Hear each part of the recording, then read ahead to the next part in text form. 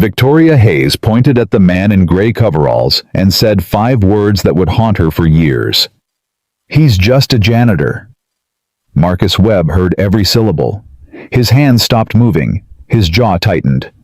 But he didn't turn toward the woman in the designer suit. He turned toward the hallway where his 7-year-old daughter Emma sat watching from a plastic chair, her eyes wide, absorbing everything. She had heard it too. What Victoria didn't know, what no one in that building knew, was that the janitor she just dismissed held the only solution to a crisis that would bring Hartwell Tower to its knees. Comment your city below so I can see how far this story travels. The emergency alarm split the morning air at 7:42 a.m. Marcus Webb was mopping the east corridor of the 42nd floor when the lights flickered twice, then died. The backup generators kicked in 3 seconds later, 2 seconds longer than they should have.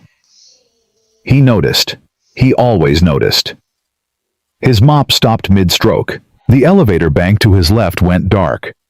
The digital displays above each door flickered with error codes he recognized immediately. The HVAC system overhead changed pitch, a subtle shift that most people would never detect, but Marcus heard it the way a mechanic hears an engine knock. Something was very wrong.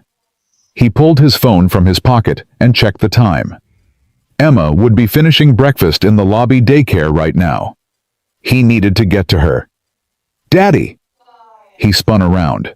Emma was running toward him down the corridor, her oversized backpack bouncing against her small frame.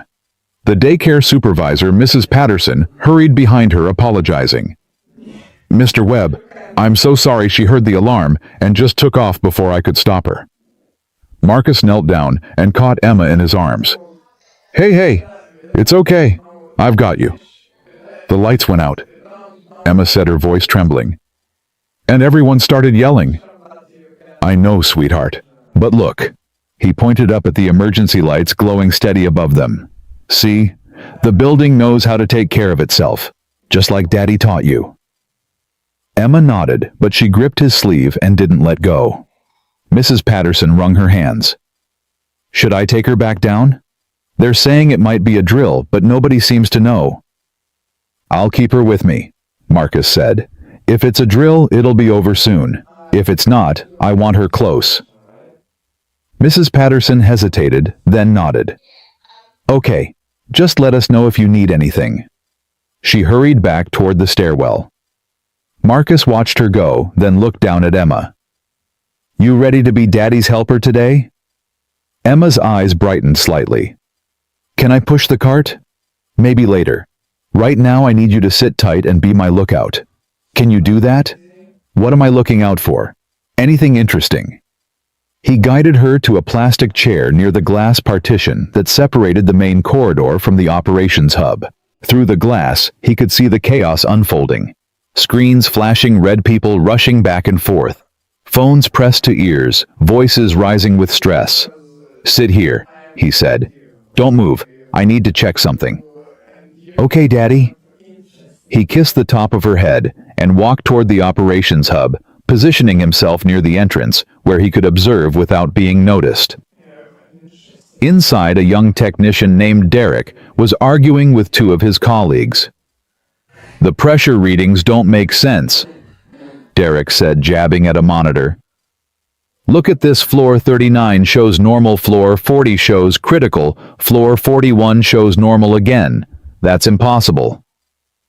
"Maybe the sensors are malfunctioning," the other technician offered. "All of them. At the same time, on 3 different floors." Marcus watched. He listened. And he understood. It wasn't a sensor malfunction. It was a calibration drift in the reference system, something he had suspected for months. The building's integrated management system was receiving bad data and making logical decisions based on false premises. Every fix they attempted would only make things worse because they were treating symptoms instead of the disease. He opened his mouth to speak. That was when Victoria Hayes arrived.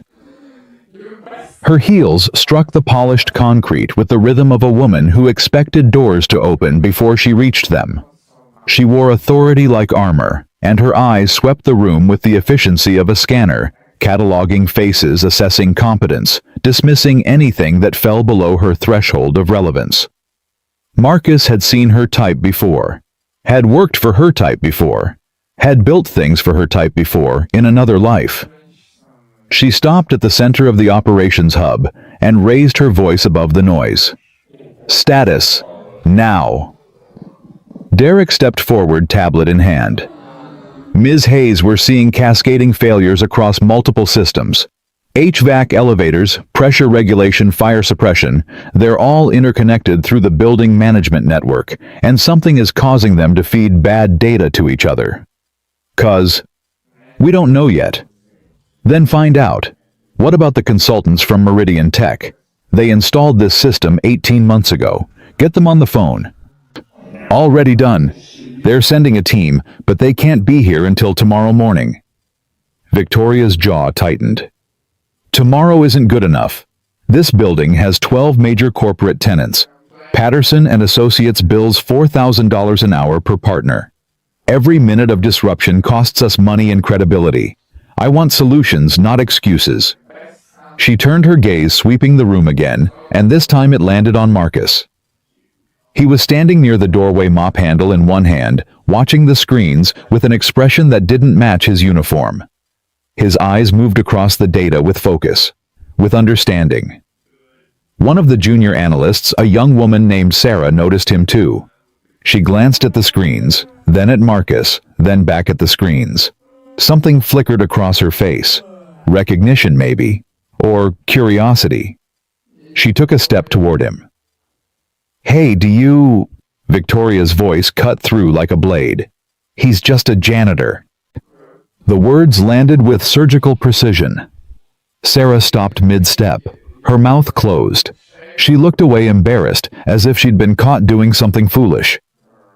Marcus felt the impact of those 5 words in his chest.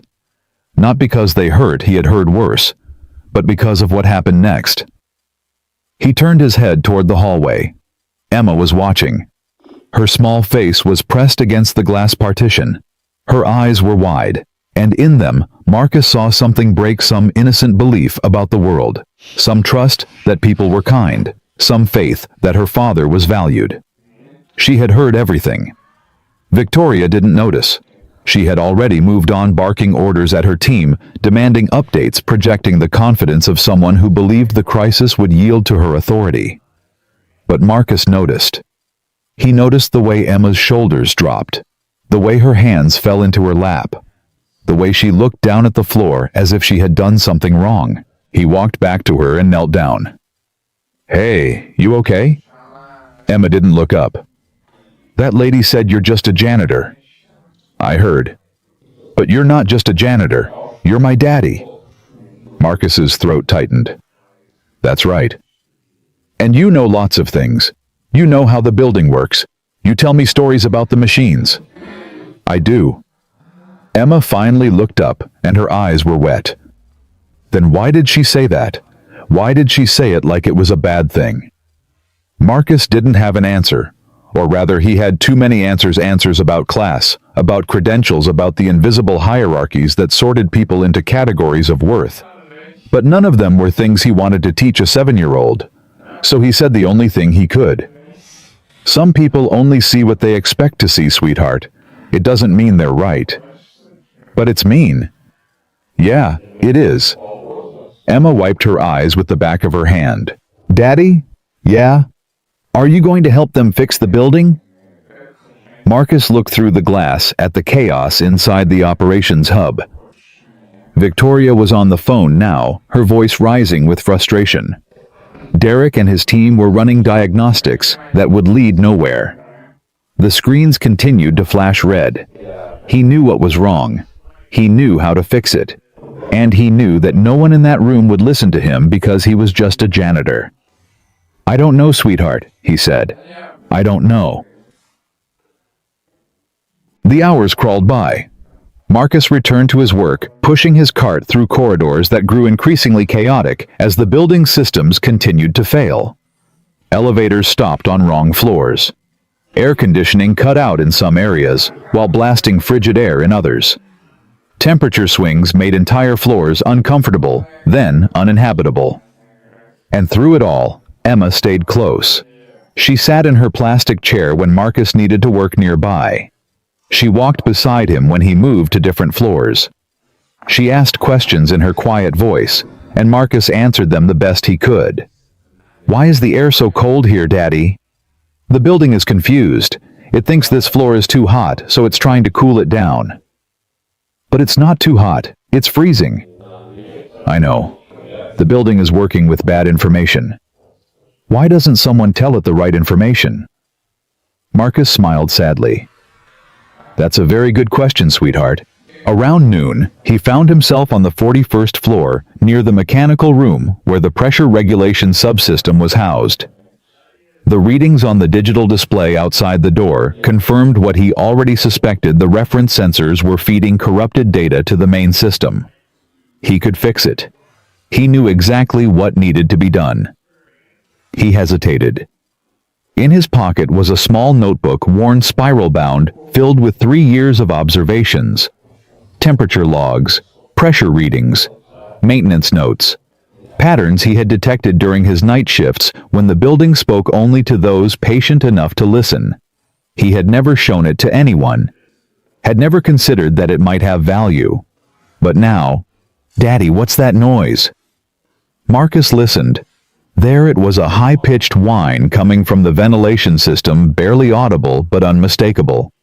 The pressure differential was building toward a dangerous threshold. If nothing changed, the system would trigger a cascade that could affect the fire suppression network. He had to do something. "Stay here," he told Emma. "Don't move." He walked toward the operations hub, his notebook in hand. The chaos inside had intensified: more screens, more people, more phones ringing. Victoria was in the center of it all, arguing with someone on a conference call. "I don't care about your timeline," she was saying. "I need answers now, not tomorrow. Every hour this continues, we lose tenant confidence. Do you understand what that costs?" Marcus waited until she hung up. Then he approached Derek, who was the least intimidating person in the room. "Excuse me." Derek looked up, confusion flashing across his face. "Can I help you?" "The pressure readings on 41, Marcus said quietly. "They're cycling in a pattern, 12-minute intervals, always spiking at the same relative value. That suggests a reference drift in the calibration baseline. If you check the backup logs from last October, you'll probably find the original deviation point." Derek stared at him. "I'm sorry, what?" "The system isn't failing randomly. It's responding logically to bad data. The original calibration was off, and the error has been compounding for 18 months. Every fix you implement will make things worse unless you address the source." Derek's mouth opened, but no words came out. From across the room, a voice cut through. "What's going on here?" It was Victoria. She strode toward them, her eyes moving from Derek to Marcus and back again. Her expression shifted when she registered the gray coveralls, the mop handle, the cleaning cart visible through the glass. "He was just..." Derek started. "He was just leaving," Victoria said. She turned to Marcus, and her voice dropped to something that might have been patience in another context, but here was simply dismissal. "We appreciate your concern, but this is a technical matter. The operations team has it under control." Marcus met her eyes. For a moment he considered pushing back, considered showing her the notebook, considered explaining that he had spent 10 years as a systems engineer before his wife died and his life collapsed, and he chose a job that let him be present for his daughter. But he saw the wall behind her eyes. The certainty. The categories already in place. Janitor irrelevant, not worth hearing. "Yes, ma'am," he said. He turned and walked away. That evening, Marcus sat in the break room on the 38th floor while Emma did her homework at the table across from him. The building had quieted somewhat as most employees went home, but the crisis continued. Through the window, he could see the operations hub on the floor above, still lit up, still populated by people chasing solutions that wouldn't work. "Daddy." Yeah, sweetheart. Emma looked up from her math worksheet. When you told that man about the building, the one with the glasses, why didn't he listen? Marcus set down his coffee. He wanted to listen. I think he did. But someone else decided it wasn't worth it. The lady in the red shoes. Yeah.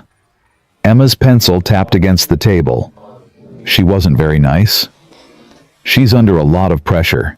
Sometimes when people are stressed, they don't make good choices about how to treat others. But you're stressed too, and you're still nice. Marcus smiled. I have you to keep me honest. Emma returned to her worksheet, but after a moment, she spoke again without looking up. Daddy, if you could fix the building, would you? What do you mean? If they let you, if they listened. Could you fix it? Marcus was quiet for a long time. Yeah, he finally said. I think I could. Emma nodded, as if this confirmed something she already knew. Then I hope they listen soon, because the air is still weird and my ears keep popping. Marcus reached across the table and squeezed her hand. Me too, sweetheart. Me too. Later that night, long after Emma had fallen asleep on the break room couch, Marcus walked his rounds alone. The building was different at night. Quieter, more honest. During the day, it was a machine for making money floors of offices, conference rooms, corner suites. But at night, it became something else. A living system with its own rhythms, its own complaints, its own secrets. Marcus understood those secrets better than anyone. He stopped at the 41st floor mechanical room and pressed his hand against the door. He could feel the vibration through the metal, subtle, irregular wrong. Inside his pocket, his notebook waited. 3 years of observations. 3 years of listening when no one else would. 3 years of understanding a building that revealed itself only to those patient enough to pay attention. He thought about Victoria's words. Just a janitor. He thought about Emma's eyes when she heard them. He thought about his wife Claire, who had always believed in him, who had told him on her deathbed that he was meant for more than he allowed himself to imagine. And he thought about the choice he had made 3 years ago when he walked away from a 6-figure engineering career to take a night shift custodial job because his daughter needed a father more than the world needed another systems consultant. He didn't regret that choice. Not for a moment. But standing here now, with a building failing around him and no one willing to listen, he wondered if he had been too quick to make himself invisible. Maybe invisibility wasn't protection. Maybe it was just a slower form of surrender. He pulled his hand away from the door and walked back toward the break room where Emma slept peacefully, unaware of the storms building around her. Tomorrow, the crisis would deepen. Tomorrow, the consultants would arrive with their credentials and their confidence and their solutions that wouldn't work. Tomorrow, Hartwell Tower would take another step toward catastrophe. And Marcus Webb, the invisible man, the widower, the single father, the janitor who wasn't just a janitor, would have to decide how much longer he could stay silent. The morning came without mercy. Marcus woke to the sound of Emma's voice, soft and uncertain, calling his name from across the break room. "Daddy! Daddy, wake up!" He opened his eyes. His neck ached from sleeping upright in the plastic chair, his back protesting every movement as he straightened. Emma stood beside him, her hand on his arm, her face tight with worry. "The lights are doing that thing again," she said. "The flickery thing." Marcus looked up. She was right. The fluorescent panels overhead were cycling bright, dim, in a rhythm that told him the power regulation systems were now affected. The crisis was spreading. "What time is it?" he asked. "I don't know. My tablet died." He checked his phone. 6:47 a.m. His shift had officially ended 4 hours ago, but he hadn't left. Couldn't leave. Not with Emma here, not with the building failing around them. "Okay," he said, pushing himself to his feet. "Let's get you some breakfast." "The cafeteria is closed. Mrs. Patterson texted you. She said the daycare isn't opening today because of the emergency." Marcus rubbed his eyes. Of course. Nothing was going to be normal today. All right, we'll figure something out. Come on.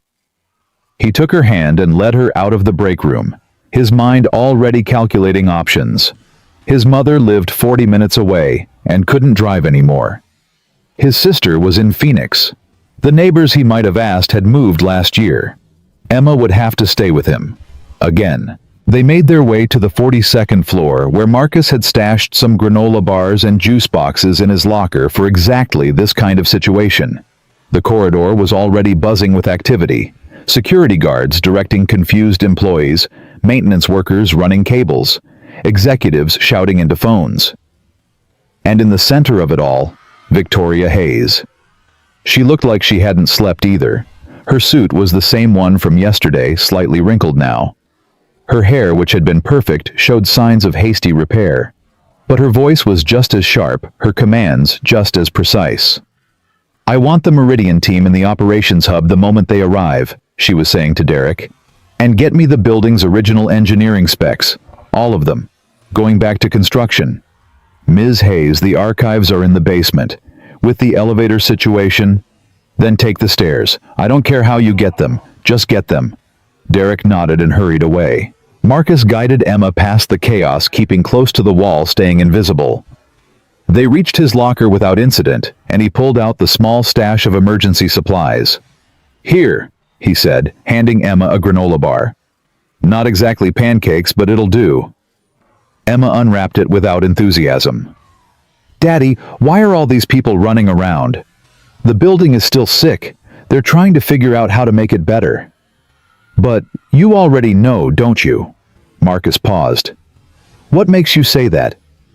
"Because you always know. You know when the elevator is going to make that funny noise.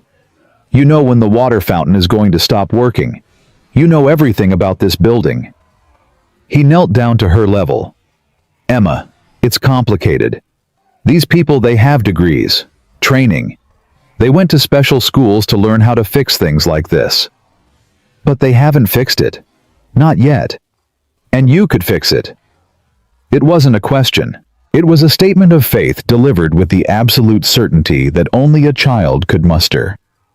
Marcus didn't know what to say. "Just eat your breakfast," he finally managed. "We'll talk about it later."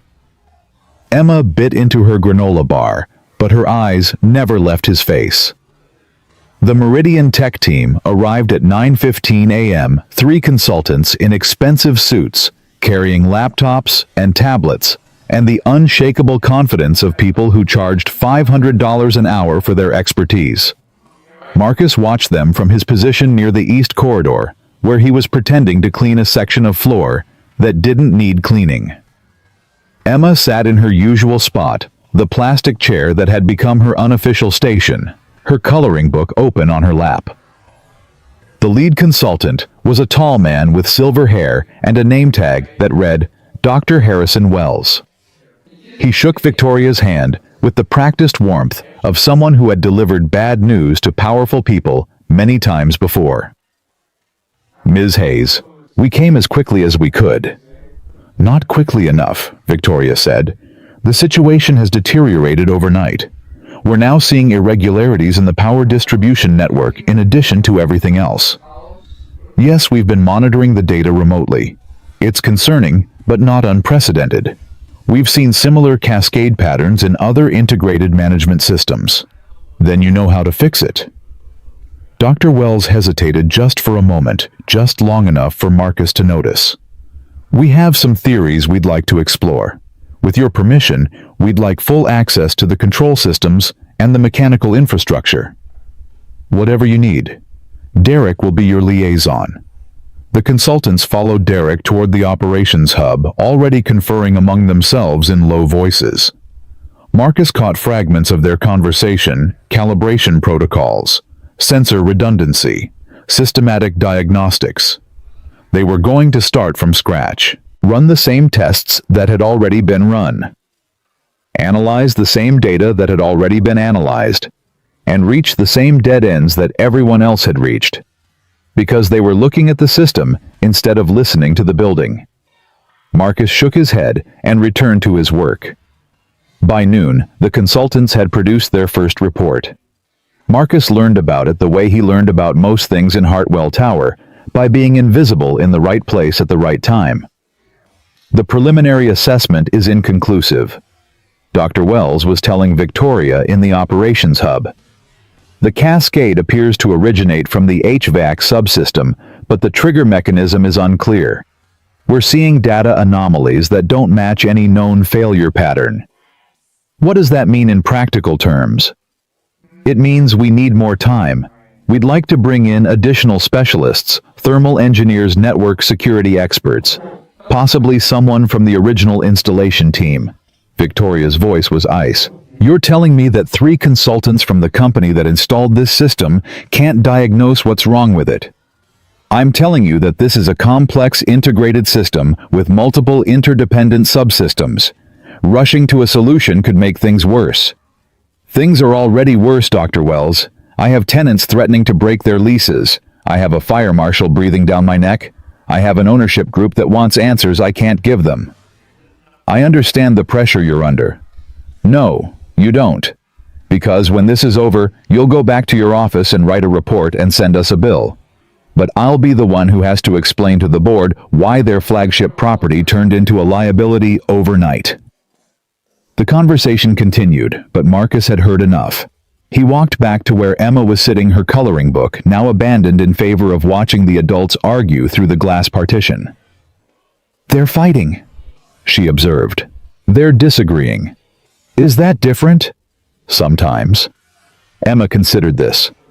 The lady with the red shoes looks really mad. She's scared? Marcus said. When grown-ups are scared, sometimes they act mad instead.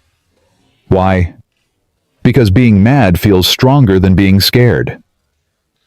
Emma nodded slowly, filing this information away with the seriousness of a child who was learning hard truths too early. Daddy. Yeah. Are you scared? Marcus looked at his daughter, her wide eyes, her messy braids, her backpack sitting beside her chair like a loyal companion. She was 7 years old. She should be in school right now learning fractions and reading stories about talking animals. Instead, she was sitting in a plastic chair in a failing building, watching her father be invisible. A little, he admitted, but not because of the building. Then what? He didn't answer, because the truth was too complicated for words, that he was scared of what Emma was learning about the world, about how people were valued, about what happened to those who didn't fit the categories that mattered. Come on, he said instead. Let's go for a walk.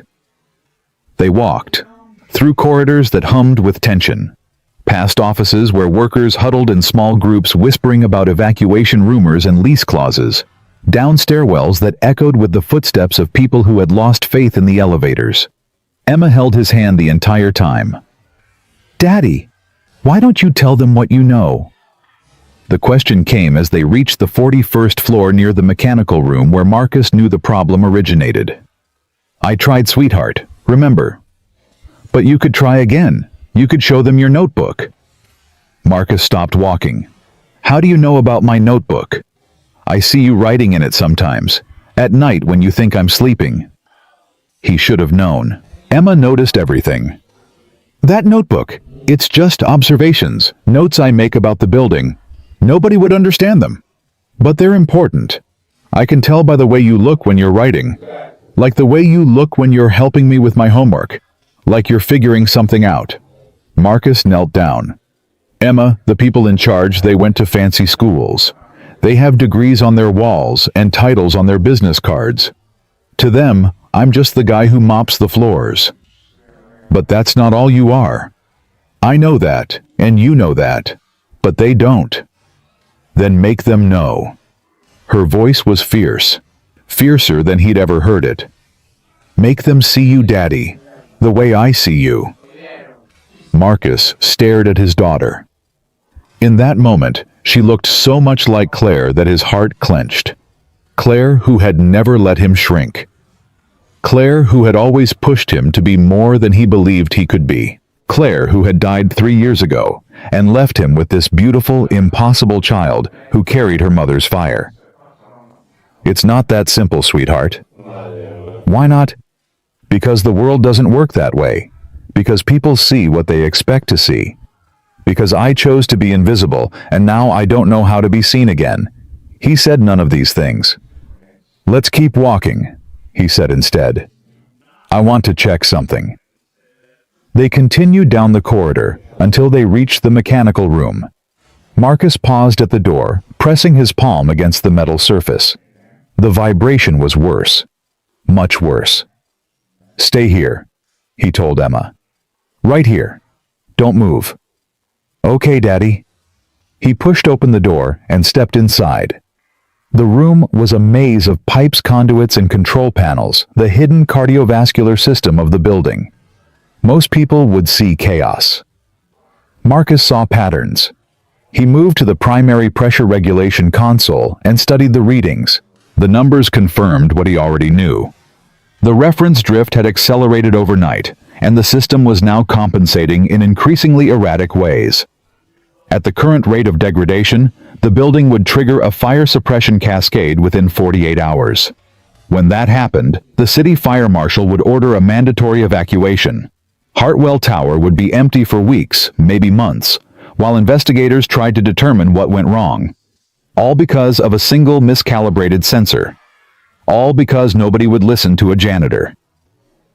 Marcus pulled out his notebook and flipped to a page near the back, a diagram he had drawn 6 months ago, showing the relationship between the pressure regulation subsystem and the building's integrated management network.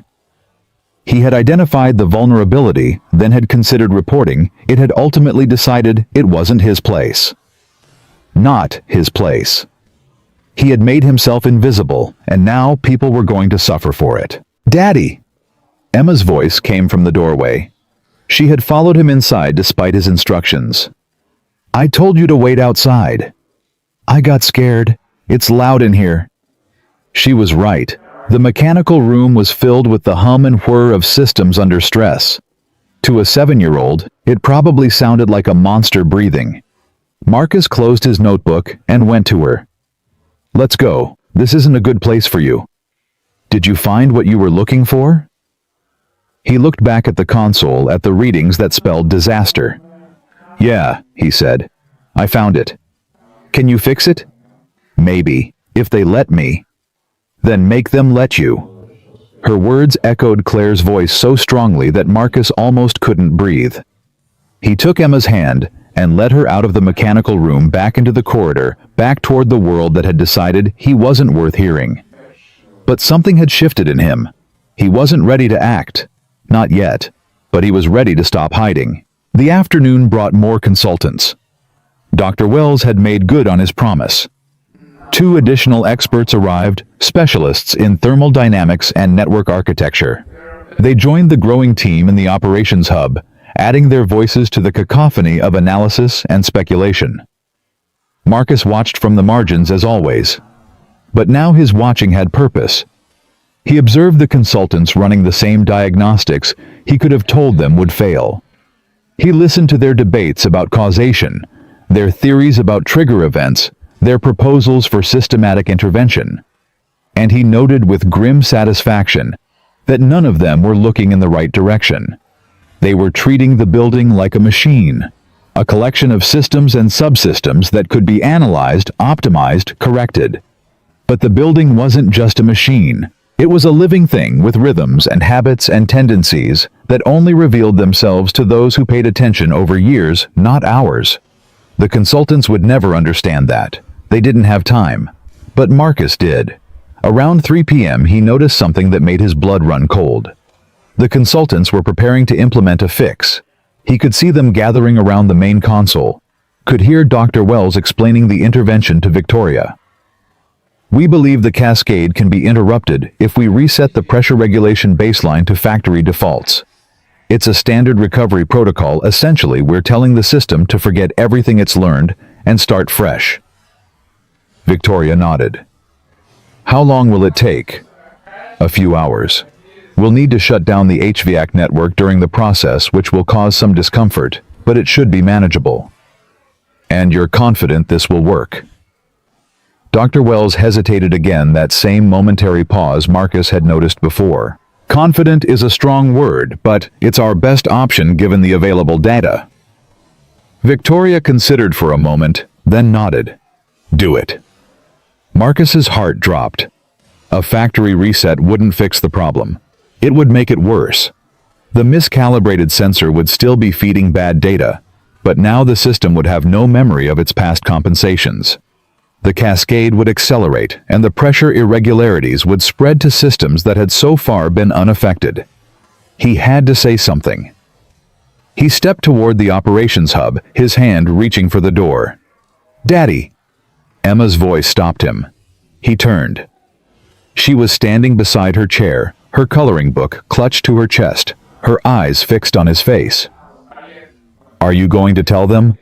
"I have to try." "What if they don't listen again?" Marcus looked at his daughter. Then he looked through the glass at Victoria Hayes, who was signing off on a decision that would doom the building she was trying to save. "Then at least I'll know I tried." He pushed through the door. The operations hub fell quiet as he entered. Every head turned toward him. The consultants in their expensive suits, the technicians at their stations, Derek with his tablet, Victoria with her iron expression. For a moment, no one spoke. Then Dr. Wells stepped forward, his voice polite but dismissive. "I'm sorry, this is a restricted area during emergency operations. Staff only." "I am staff," Marcus said. "I work nights, maintenance and custodial." "Ah."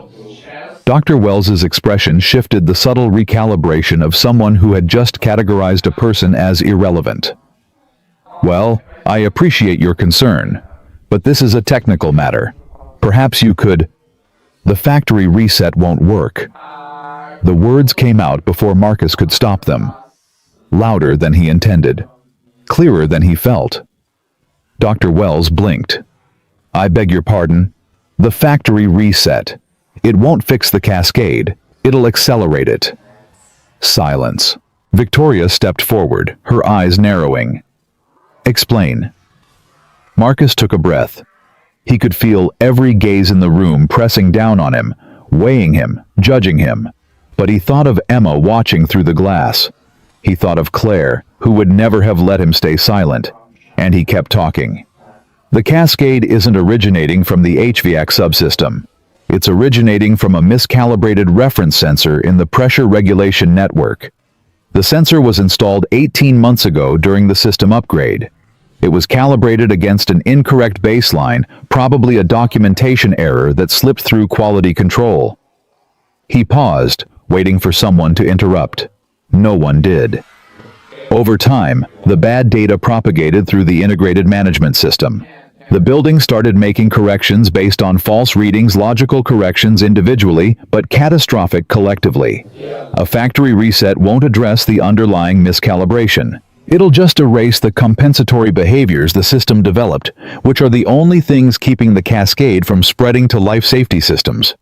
Dr. Wells stared at him. "And you know this, how exactly?" "Because I've been watching this building for 3 years, every night shift, every system, every anomaly. I documented the calibration drift 6 months ago. I know exactly which sensor is affected and exactly how to correct it." The silence stretched. Then Dr. Wells laughed. It was a polite laugh, the kind professionals use when they're trying not to be openly condescending. That's quite a theory. But with respect, I have a doctorate in systems engineering and 15 years of experience with integrated building management. I think I understand the technical parameters here." "Then explain the 12-minute pressure cycles on floors 39 through 42. Dr. Wells's smile faltered.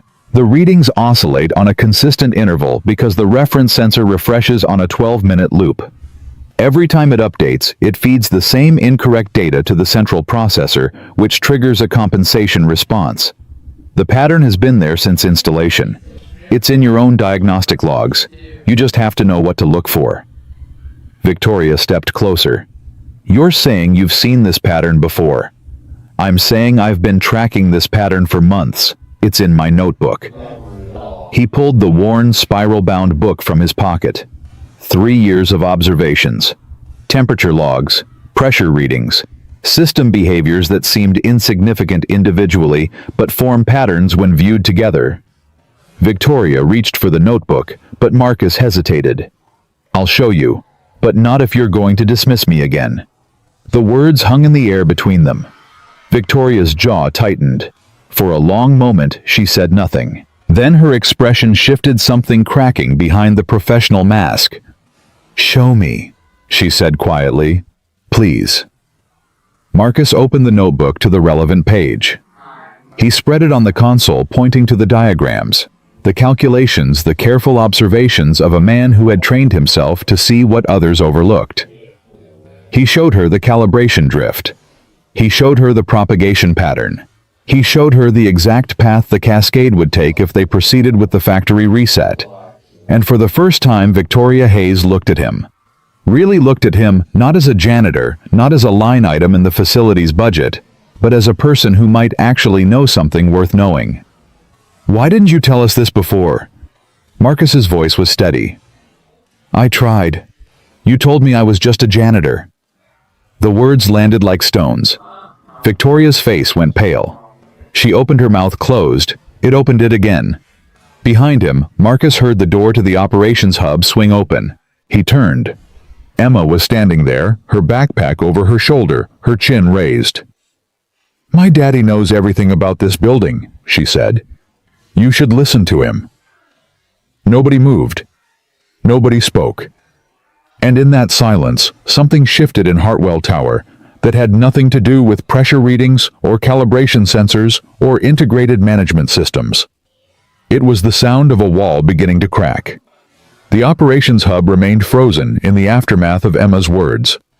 Victoria stared at the small girl standing in the doorway, backpack straps clutched in both hands, chin lifted with a defiance that seemed too large for her 7-year-old frame. Then her gaze moved to Marcus, who had turned toward his daughter with an expression caught between pride and fear. Dr. Wells was the first to break the silence. "This is highly irregular," he said, his voice carrying the clipped irritation of a man whose authority had been challenged. "Ms. Hayes, I must insist that we return to the matter at hand. We have a proven protocol ready to implement, and every hour of delay. The protocol is wrong." Marcus's voice was quiet, but it cut through Dr. Wells's objection like a blade. "You reset the system to factory defaults, and within 6 hours, the pressure cascade will reach the fire suppression network. When that happens, you'll have false triggers across multiple floors. The fire marshal will order a full evacuation, and then you'll have weeks of investigation, millions in damages, and a building that nobody trusts." Dr. Wells's face reddened. "And you know this because you mop floors at night. I know this because I've spent 3 years listening to this building while you've spent 3 days looking at spreadsheets." The two men faced each other across the operations hub, one in an expensive suit with a doctorate on his wall, one in gray coveralls with calluses on his hands. The contrast was stark, almost theatrical, but there was nothing staged about the tension crackling between them. Victoria watched the exchange with an expression that had shifted from skepticism to something more complicated. Her eyes kept returning to the notebook spread open on the console, to the careful diagrams and meticulous observations that told a story she hadn't expected to find. "Dr. Wells," she said slowly, "what's the risk assessment on the factory reset?" "Minimal. We've implemented this protocol dozens of times across similar systems." "And what's the success rate?" Dr. Wells hesitated. "In comparable situations, approximately 85%. 85%. Victoria's voice was flat. "And the other 15%? There are always variables that can't be accounted for, but that's true of any intervention." Victoria turned to Marcus. "And your approach? What's the risk?" Marcus met her eyes. "I don't know. I've never done this before.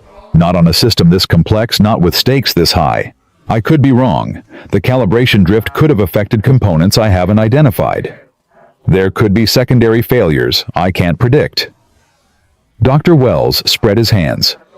"There you have it. He admits he doesn't know what he's doing." "No," Marcus said. "I admit that I'm not certain. There's a difference. You're certain, and you're wrong. I'm uncertain, and I might be right." The question is, which kind of uncertainty you want to bet on. The room fell silent again. Emma had moved closer to her father during the exchange, her small hand finding his. She didn't speak, but her presence seemed to anchor Marcus to remind him why he was doing this. Victoria looked at the notebook again. Then she looked at Dr. Wells. Then she looked at Marcus. "Tell me exactly what you would do," she said. "Step by step." Marcus took a breath. The root cause is a reference sensor in the Pressure Regulation Network Unit, PR4107, installed during the system upgrade 18 months ago. It was calibrated against an incorrect baseline, probably because someone transposed 2 digits in the reference documentation. The error was small, less than 0.5%, but it's been compounding ever since. He pointed to a diagram in his notebook. The sensor feeds data to the central processor every 12 minutes. Each time it updates, the system receives slightly incorrect information about the pressure differential between floors 39 and 42. The integrated management network tries to compensate, which throws off the readings in adjacent systems, which triggers more compensations, which creates the cascade you're seeing now. And the solution? I need to access the central control room and manually recalibrate the reference sensor against the backup logs from before the installation. Then, I need to walk the system through a controlled recalibration sequence, not a factory reset, but a targeted correction that preserves the compensatory behaviors while eliminating the source of the bad data. Dr. Wells scoffed. "That's not a standard protocol. There's no documentation for that approach." "Because nobody's ever needed it before. The system was designed assuming the initial calibration was correct. When it's not, you have to improvise." Improvise. Dr. Wells turned to Victoria. "Ms. Hayes, you can't seriously be considering this. We're talking about a multi-million-dollar integrated management system. You want to hand it over to a janitor who's going to improvise?" Victoria didn't respond immediately. She was looking at Emma, who had pressed herself against her father's side, her eyes fixed on Victoria's face with an intensity that was almost unnerving. "How long would it take?" Victoria asked finally. 4 hours, maybe 5. I need everyone out of the control room, no interruptions, no oversight, no consultants looking over my shoulder and second-guessing every decision." "That's absurd," Dr. Wells said. "You can't expect—" "I can't work with an audience," Marcus interrupted. "Either you trust me to do this, or you don't. But if you're going to stand behind me questioning every keystroke, I might as well not try at all." Victoria was quiet for a long moment. Marcus could see the calculation happening behind her eyes. The risk assessment, the career implications, the weight of everything she had built, pressing against the possibility that she might be wrong about who held the answers.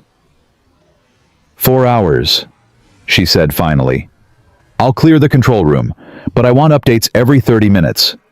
No updates, no check-ins, 4 hours of silence, and then either the building is fixed or it isn't." "That's not acceptable." "Then find someone else." The ultimatum hung in the air. Dr. Wells stepped forward. "Ms. Hayes, this is reckless. If something goes wrong..." "If something goes wrong, I'll take responsibility." Marcus's voice was steady. "You can tell the board, the tenants, whoever you need to tell, that the janitor overstepped his bounds and made things worse. Your reputation stays intact. The consultants walk away clean. All the blame falls on me." Victoria stared at him. "Why would you offer that?" "Because I have a daughter who's watching, and I want her to see that sometimes doing the right thing matters more than protecting yourself." Emma squeezed her father's hand. For a long moment, nobody spoke. The hum of the building's stressed systems filled the silence, a constant reminder that time was running out. Then Victoria turned to Dr. Wells. "Stand down," she said. "Excuse me." "You heard me. Halt the factory reset. Clear the control room. Mr. Webb is going to have his 4 hours." Dr. Wells's face went from red to white. "This is a mistake. When this fails, and it will fail, I want it on record that I objected." "Noted. Now clear the room." The consultant held her gaze for a moment longer, then turned and gestured sharply to his team. They gathered their laptops and tablets with the stiff movements of professionals who had just been overruled by someone they considered beneath them. As they filed out, Dr. Wells paused at the door. 4 hours, he said. And when this building is still failing tomorrow, I expect you to remember who tried to warn you.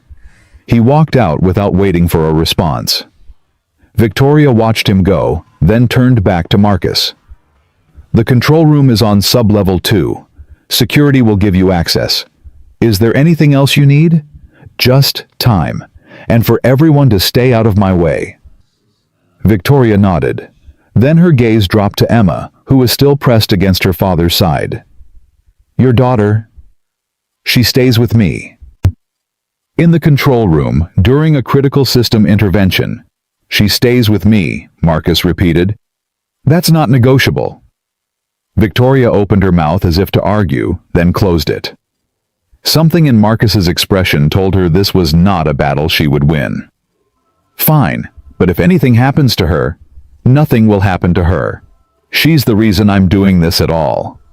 Victoria held his gaze for a moment, searching for something sincerity perhaps, or the kind of confidence that justified the risk she was taking. Whatever she found seemed to satisfy her. 4 hours, she said. Clock starts now. She turned and walked out of the operations hub, leaving Marcus and Emma alone among the blinking screens and humming servers. Emma looked up at her father. Daddy, are you scared? Marcus knelt down to her level. Yeah, sweetheart. I'm scared. But you're going to do it anyway. Yeah, I'm going to do it anyway. Emma nodded as if this made perfect sense. Okay, she said. Let's go fix the building. The control room was colder than the rest of the building, a deliberate choice Marcus knew to keep the servers running optimally. Emma shivered as they entered, and he took off his work jacket and draped it over her shoulders. It's freezing in here, she said. I know, but the computers like it cold. They work better that way. That's weird. A lot of things about buildings are weird. You get used to it. He guided her to a chair in the corner away from the main console, but close enough that he could see her if he turned his head. I need you to stay right there, he said. No matter what happens, no matter what I say, you stay in that chair. Okay? Okay, Daddy. And if anyone tries to come in, anyone at all, you come tell me immediately. Even the lady with the red shoes. Especially her. But I don't think she'll come. She gave her word. Emma settled into the chair, pulling his jacket tighter around her shoulders. Daddy! Yeah! You're gonna be amazing! Marcus felt his throat tighten. For a moment he couldn't speak. Thanks, sweetheart, he managed finally. I'm going to try. He turned to the main console and took a deep breath. 3 years of observations. 3 years of listening. 3 years of understanding a building that spoke only to those patient enough to hear. It all came down to this. He began. The first hour was the hardest. Marcus worked in near silence, his fingers moving across keyboards and touchscreens with a fluency that revealed years of suppressed expertise. The control room responded to his commands like an instrument being played by a master who had been forbidden from performing.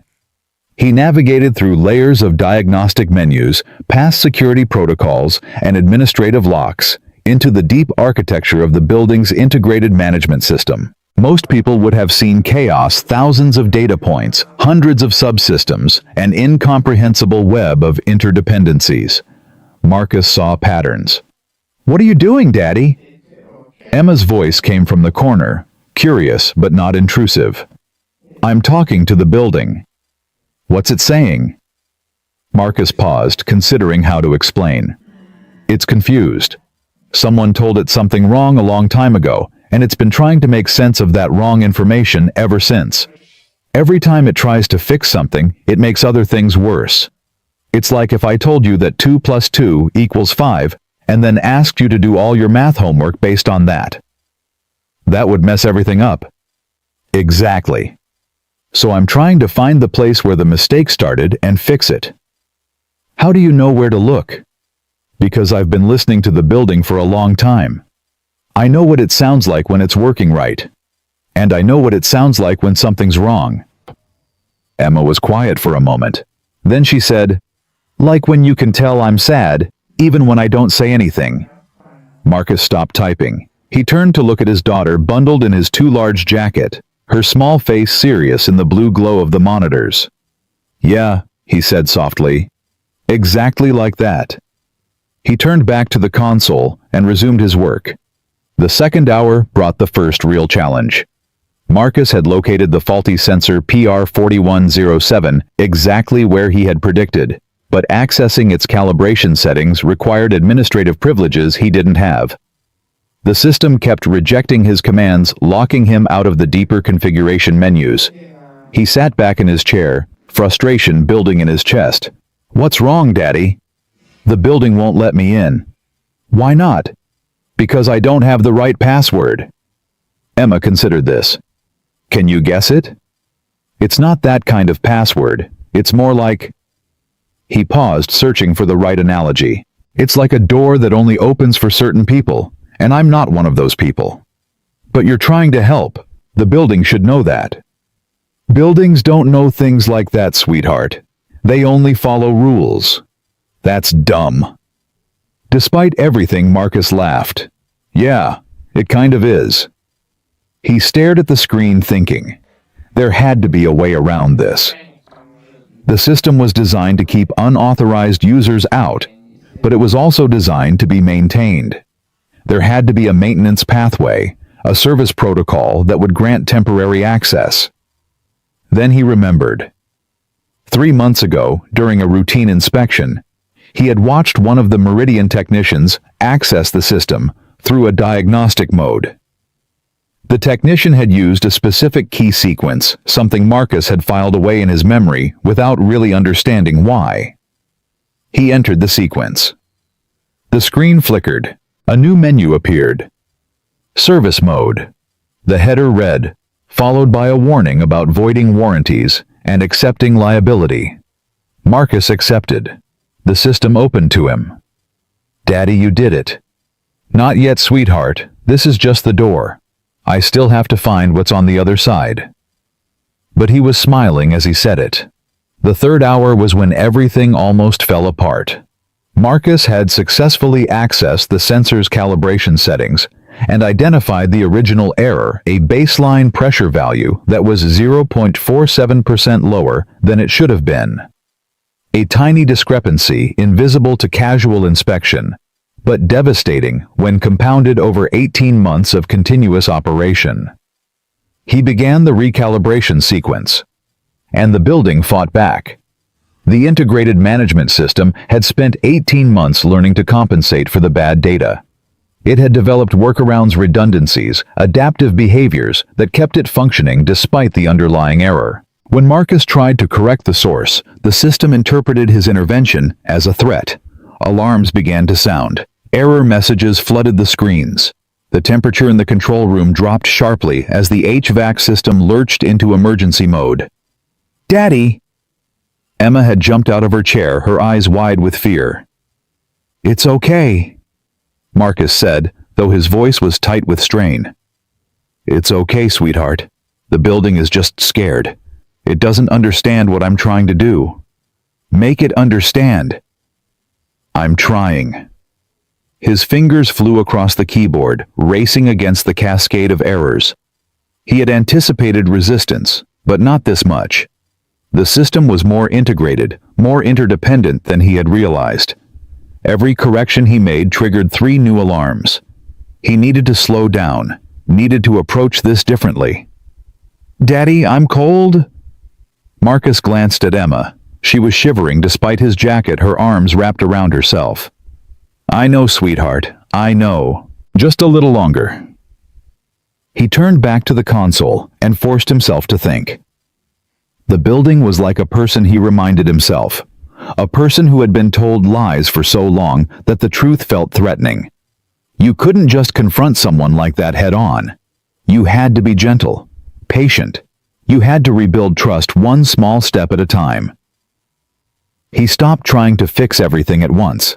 Instead, he started with a single subsystem, the pressure regulation on floor 41, the source of the original error. He isolated it from the rest of the network, creating a bubble of corrected data that wouldn't trigger alarms in other systems. The error messages slowed. The temperature stabilized. Marcus exhaled. "Is it working?" Emma asked. "Maybe. I don't know yet." But he was starting to believe it might. The fourth hour was quiet. Marcus worked with focused intensity, methodically extending the corrected calibration from floor 41 to adjacent systems. He moved slowly, carefully, testing each change before implementing the next. The building resisted at first, then gradually accepted, like a patient learning to trust a doctor who had finally made the right diagnosis.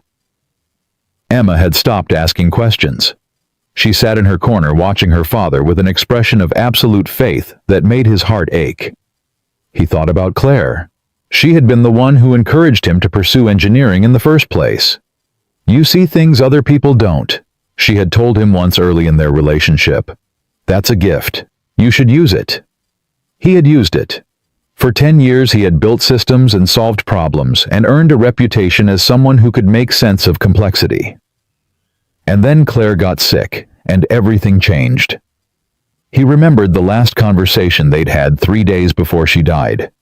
She had been weak, barely able to speak, but she had summoned enough strength to grab his hand and pull him close. "Don't disappear," she had whispered. "Promise me." "I won't," he had said, but he had. He had disappeared into grief, into single fatherhood, into the comfortable anonymity of a night shift cleaning job. He had told himself it was for Emma's sake, that she needed a present father more than the world needed another systems engineer. Maybe that was true. Maybe it wasn't. What he knew now was that Emma needed more than just presence. She needed a father who stood up for himself, who refused to be invisible, who showed her that a person's worth wasn't determined by their job title or their paycheck, or what other people assumed about them. He checked the time. 3 hours and 47 minutes. Almost done. "Daddy." "Yeah, sweetheart." The beeping stopped. Marcus looked at the console. She was right. The alarm indicators had gone silent. The error messages had cleared. The screens displayed steady green readings across every system. He ran a final diagnostic. The results came back clean. "Daddy, did you do it? Did you fix the building?" Marcus stared at the screens, not quite believing what he was seeing. "Yeah," he said slowly. "Yeah, I think I did." Emma launched herself out of her chair and into his arms. He caught her, lifting her off the ground, holding her tight against his chest. "I knew you could do it," she said, her voice muffled against his shoulder. "I knew it the whole time." "You did, didn't you?" "Uh-huh, because you're my daddy. And you're amazing." Marcus closed his eyes and held his daughter, letting the weight of the past 4 hours settle into something he could carry. He had done it. He had actually done it. The door to the control room opened. Victoria Hayes stood in the entrance, her face unreadable. Behind her, Marcus could see Derek and 2 security guards, their expressions tense with anticipation. 4 hours and 3 minutes, Victoria said. "You're late." "I was thorough." She stepped into the room, her eyes moving to the screens. She studied the readings for a long moment, her expression shifting from skepticism to surprise to something that might have been wonder. "The cascade indicators," she said. "They're all green." "I know. The pressure readings are stable. The HVAC is normalized. The fire suppression system is showing full operational capacity." "I know." Victoria turned to face him. For a moment she didn't speak. Then she asked the question that Marcus had been waiting for since this whole ordeal began. "How did you know it would work?" Marcus set Emma down gently and met Victoria's eyes. "I didn't," he said. "But I understood the building. Your consultants understood the system. Those aren't the same thing." Victoria was quiet for a long moment. "I owe you an apology," she said finally. Yes, you do. The bluntness of his response seemed to surprise her, but she didn't flinch. I called you just a janitor. I dismissed you without considering that you might have something to offer. I was wrong. You were. I'm sorry. The words hung in the air between them, simple, inadequate, but genuine. Marcus looked at his daughter, then back at Victoria. I've been dismissed my whole life, he said. By teachers who thought I wasn't smart enough. By employers who thought I wasn't ambitious enough. By people who looked at my hands and my uniform and decided they already knew everything they needed to know about me. I've learned to live with it. But my daughter. His voice caught. My daughter is 7 years old, and today she learned that the world will judge her father will judge her by things that don't matter, by titles and clothes and assumptions. She learned that people will look right through her and decide she's not worth seeing. He paused. That's the thing I can't forgive, not the insult to me. The lesson you taught her about what she's worth. Victoria's face had gone pale. She stopped, started again. I didn't think... No, you didn't. Emma tugged at her father's sleeve. Daddy, it's okay. I know who you are. Marcus looked down at his daughter, and the anger in his chest softened. Yeah, sweetheart, I know you do. He turned back to Victoria. I'm not asking for anything from you. Not recognition, not a promotion, not money. What happened today, I did it because it needed to be done, because people were going to be hurt if someone didn't act. That's reason enough. Victoria nodded slowly. But if you want to make this right, Marcus continued, don't make it about me. Make it about the people like me. The security guards and the maintenance workers and the cleaning staff who keep this building running every single day. The invisible people who know things the executives will never learn because they actually pay attention instead of just looking at spreadsheets. He held her gaze. See them. Listen to them. Let them be more than line items in a budget. Victoria was silent for a long time. Then she did something Marcus didn't expect. She knelt down until she was at Emma's eye level. You're right, she said to the little girl. Your daddy is amazing, and I'm sorry I didn't see that before. Emma studied her face with the frank assessment of a child who hadn't yet learned to accept apologies just because they were offered. Daddy says sometimes people only see what they expect to see. It takes something unusual to help them see differently. Victoria nodded. Your daddy is very wise. I know. Emma paused. Are you going to be nicer now? Victoria almost smiled. I'm going to try. Trying is good, Emma said. That's what Daddy says. You have to try even when you're scared. Victoria looked up at Marcus, and something passed between them that didn't need words. She stood. The ownership group will want a full report, she said. They'll want to know how this happened and how it was resolved. I'll need your help documenting the technical details. I'll write it up. And I'll make sure they know who solved it. That's not necessary. It's necessary for me.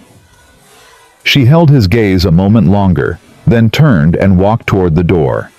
At the threshold, she paused. Mr. Webb. Yeah. Thank you. She walked out without waiting for a response.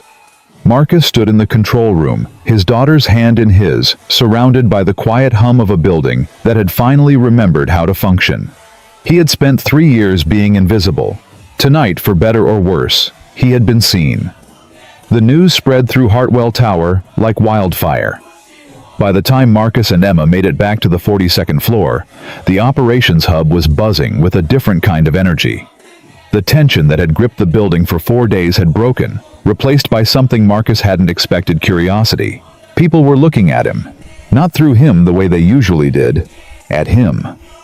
Their eyes followed his gray coveralls, his worn work boots, his calloused hands, still marked with the grime of the control room keyboards. They whispered to each other as he passed, not with the dismissive murmurs he had grown accustomed to, but with something that sounded almost like awe.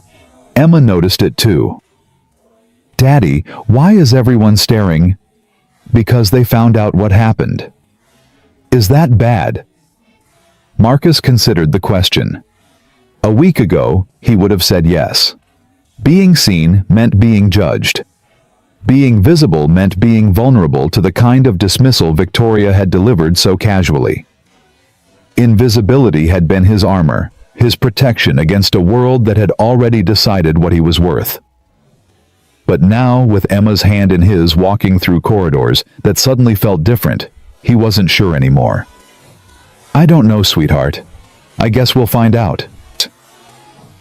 They had almost reached the break room when Derek caught up with them. Mr. Webb? Hey, Mr. Webb, wait up! Marcus stopped and turned. Derek was hurrying toward them, tablet clutched to his chest, his expression a complicated mixture of embarrassment and admiration. I just wanted to say... Derek paused, catching his breath. I wanted to say I'm sorry, for before, when you tried to tell me about the calibration drift and I didn't listen. You were going to listen. Someone else decided you shouldn't. Yeah, but I should have pushed back. I should have at least asked you what you meant. Instead, I just... He shook his head. I don't know. I guess I assumed you couldn't possibly know anything useful, because of the uniform. Marcus studied the young man's face. There was genuine remorse there, the kind that came from recognizing something uncomfortable about yourself. You know what the hardest part of my job is? Marcus asked. Derek blinked. Cleaning? No, the hardest part is watching people make mistakes. I could help them avoid, and knowing they won't listen if I try. The hardest part is having the answer and being invisible. That sounds... Derek stopped. That sounds really lonely. It is. Emma tugged at Marcus's sleeve. Daddy, I'm hungry. Marcus looked down at his daughter, then back at Derek. I need to feed my kid, but Derek, thanks for the apology. It means something. Derek nodded. If you ever want to, I mean, if you'd be willing to show me some of the things you've observed about the building, I'd like to learn, if that's okay. It was such a simple request, such a small acknowledgement that Marcus might have something worth teaching. But it landed in Marcus's chest like a gift. Yeah, he said. I'd like that. He walked Emma to the break room and scrounged together a meal from vending machines and the emergency supplies in his locker. She ate without complaint, her usual pickiness apparently suspended by the events of the day. Daddy. Yeah, sweetheart. That man said sorry to you. He did. Does that mean he sees you now? Like really sees you? Marcus thought about it. I think he's starting to. Sometimes it takes people a while to learn how to look. How come you already knew how to look at the building, I mean? How come you could see what nobody else could see? The question caught him off guard. He set down his coffee and gave it the consideration it deserved. Your mom taught me, he said finally. Emma's eyes widened. Mommy? Yeah, she used to say that most people go through life looking but not seeing. They look at what's in front of them, but they only see what they expect to find. She said the secret to really understanding something, a building, a person, a problem, is to look without expecting anything. To just pay attention and let the thing tell you what it is. Mommy was smart. She was the smartest person I ever knew. Emma was quiet for a moment, processing. Then she asked, Do you think Mommy can see us from wherever she is? Marcus felt his throat tighten. This was a question Emma asked, sometimes usually late at night, when the darkness made everything feel more uncertain. He never knew exactly how to answer it. I think, he said carefully, that Mommy loved us so much that some part of that love is still here. In you. In me. In the way we take care of each other. And maybe that's a kind of seeing. Emma considered this with the seriousness of a philosopher evaluating a proof. Okay, she said finally. I like that answer. Good. Now finish your chips. We've got a long night ahead. Are we going home?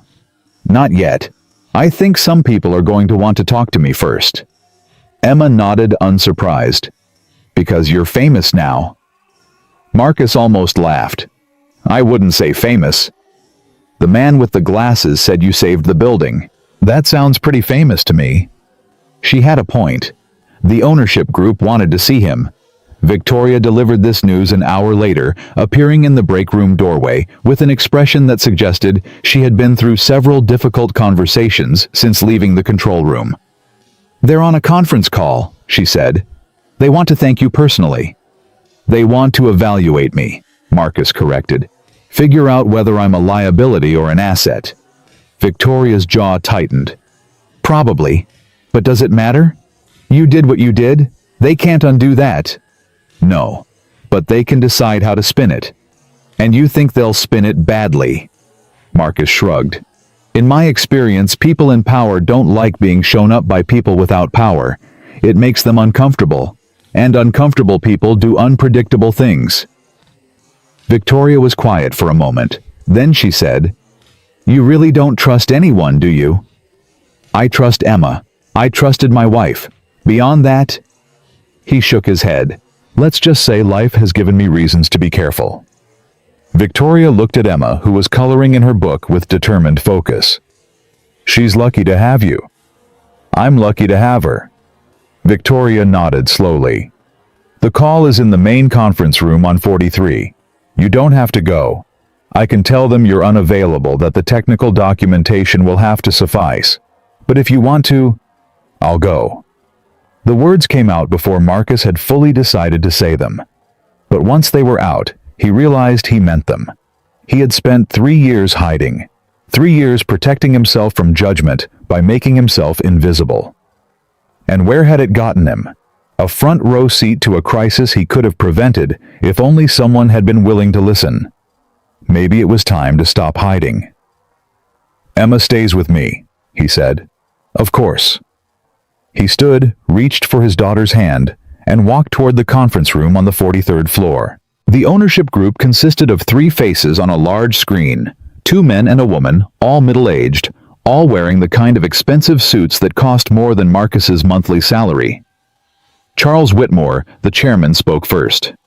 Mr. Webb, we've been briefed on the situation. I understand you played a significant role in resolving the system failure. I fixed it, Marcus said simply. Your consultants couldn't. There was a brief silence, the kind that suggested Marcus had already deviated from the script they expected him to follow. Yes, well, Whitmore cleared his throat. We're certainly grateful for your initiative. However, there are some concerns about protocol. You accessed restricted systems without authorization. You bypassed security measures. You made significant modifications to the building's infrastructure without oversight. Your building was going to trigger a fire suppression cascade within 48 hours. The fire marshal would have ordered a full evacuation. You would have lost tenants' revenue and reputation. I prevented that by acting outside the chain of command. The chain of command was failing. Another silence. The woman on the screen, Margaret Chen, according to the nameplate visible on her desk, leaned forward. Mr. Webb, what Dr. Wells tells us is that you have an engineering background, that you worked in the field before taking your current position. That's correct? May I ask why you chose to leave engineering? Marcus felt Emma's hand tighten in his. She knew this story. She had lived it. My wife was diagnosed with cancer 4 years ago. The treatment was aggressive. She needed constant care. I couldn't provide that and maintain an engineering career. After she died, I needed a job with flexible hours and no travel, so I could be present for my daughter. He paused. I chose to be a father first and an engineer second. The world decided that made me just a janitor. Margaret Chen's expression softened slightly. I'm sorry for your loss. Thank you. Whitmore jumped back in, apparently uncomfortable with the emotional turn. The question before us is how to proceed. We have a building that's now functioning properly thanks to your intervention. We also have a public relations situation to manage. The tenants are asking questions. The consultants are, let's say, unhappy about being proven wrong. With respect, sir, I don't care about your PR situation. I fixed your building because it needed fixing, not because I wanted recognition or reward. Then what do you want, Mr. Webb? The question hung in the air. Marcus thought about it. He thought about the years of invisibility, the casual dismissals, the assumptions that had been made about him based on his uniform and his job title. He thought about Emma watching and learning from every interaction he had with the world. I want you to create a program, he said finally. A formal channel for facility staff to report observations and concerns about building systems. Not a suggestion box that gets ignored. A real process with real follow-up where the people who actually maintain this building have a voice in how it's run. Whitmore frowned. That's not exactly standard practice. Neither is having a janitor save your building from catastrophic failure. But here we are. The third member of the ownership group, a man named Reynolds, who had been silent until now, spoke up. He's got a point, Charles. If Mr. Webb had a proper channel to report his concerns, we might have caught this problem months ago, before it became a crisis.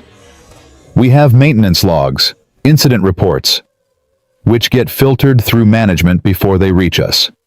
Mr. Webb is suggesting something different. Direct communication. Unfiltered input from the people closest to the infrastructure. Whitmore looked unconvinced, but Margaret Chen was nodding slowly. It's not an unreasonable request, and given what Mr. Webb has done for us, I think we should take it seriously. Whitmore sighed. Fine, we'll explore the idea. But Mr. Webb, I need to ask you something directly. Are you planning to go public with this talk to the press? Write a blog post about how the big corporation ignored the little guy. Marcus almost smiled. No, sir, I have no interest in being a story. I just want to do my job and raise my daughter. Then we understand each other. I think we do. The call ended with handshakes that couldn't happen through a screen and promises that might or might not be kept. Victoria walked Marcus and Emma back to the elevator, her expression thoughtful. That was well played, she said. Asking for systemic change instead of personal reward. It wasn't a strategy, it's what I actually want. I know. That's what made it effective. They expected you to ask for money or a promotion, or some kind of recognition they could control. Instead, you asked them to change their behavior. That's much harder to dismiss. Marcus shrugged. We'll see if anything actually changes. It will. I'll make sure of it. He looked at her, surprised by the conviction in her voice. Why do you care? A week ago, I was just a janitor to you. Victoria was quiet for a long moment. When she spoke, her voice was softer than he had ever heard it. Because you showed me something about myself that I didn't want to see. And now I can't unsee it. The way I categorized people, the assumptions I made, the voices I ignored, it wasn't just about you. It was about everyone who didn't fit my definition of worth. And if I don't change that, I'm going to spend my whole career being wrong about people. She paused. You didn't just fix the building, Mr. Webb. You fixed something in me. Or at least you started the repair. Emma, who had been listening quietly, tugged at Victoria's sleeve. Are you going to be different now?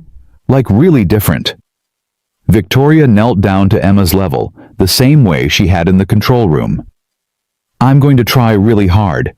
But Emma, can I tell you a secret? Emma nodded solemnly. Changing is scary. It means admitting you were wrong, which is hard, and it means doing things differently, which is also hard. But your daddy showed me that being scared isn't a good enough reason not to try. Daddy says that to me sometimes, when I don't want to do something hard. Your daddy is a wise man.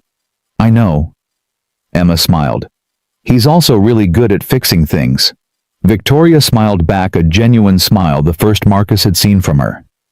Yes, he is. The next few days passed in a blur of attention Marcus wasn't used to receiving. People stopped him in corridors to thank him. Security guards who had never acknowledged his existence suddenly wanted to shake his hand. The administrative staff on the 42nd floor started saving him coffee from their morning meetings. It was disorienting, overwhelming. Sometimes it felt like too much. But Emma helped him navigate it. She had an instinct for when he needed space, pulling him away from conversations that went too long, redirecting well-wishers with the firm politeness of a 7-year-old who had learned to protect her father. "Daddy needs to work now," she would say. "Thank you for saying nice things." And people listened. They listened to a child in a way they had never listened to her father before the crisis. Marcus noticed something else too. The way other staff members carried themselves had started to change. The cleaning crew walked taller. The security guards spoke up more in meetings. The maintenance workers offered suggestions without waiting to be asked. It was as if his visibility had created space for others to be visible too. 1 week after the crisis, Derek approached him with a proposal. "I've been thinking about what you said. About watching people make mistakes you could help them avoid." "Yeah. What if we created a system like a knowledge base but for the building, where people like you, people who actually work with the infrastructure every day, could document what they observe? Patterns, anomalies, things that might become problems later." Marcus considered it. The ownership group talked about creating channels for input. This would be different. This wouldn't go through management. It would be a shared resource accessible to anyone who needed it. Engineering, maintenance operations, everyone would be able to see what everyone else was seeing. That's a big project. I know, but I think it could prevent a lot of problems, and I think you're the right person to help design it. Marcus looked at Derek, really looked at him the way he looked at the building systems, the way Claire had taught him to look at the world.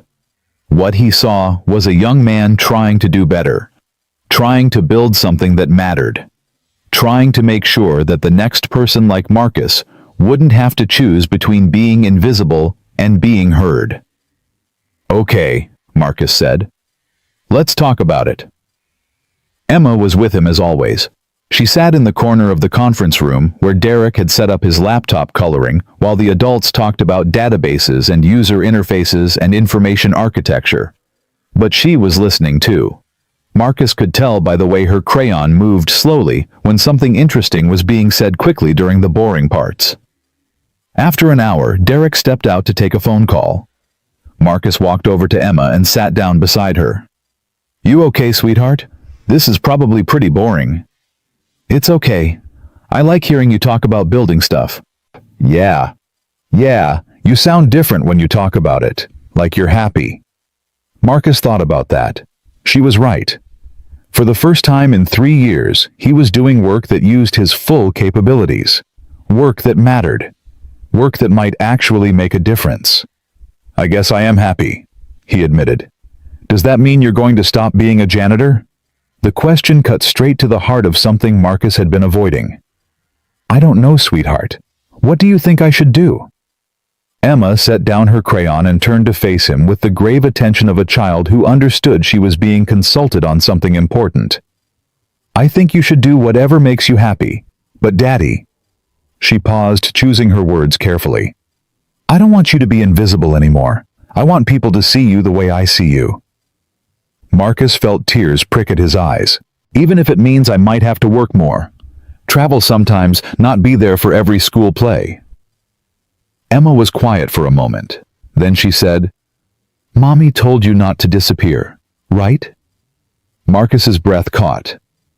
"How do you know about that?" "I heard you tell Grandma once, after the funeral."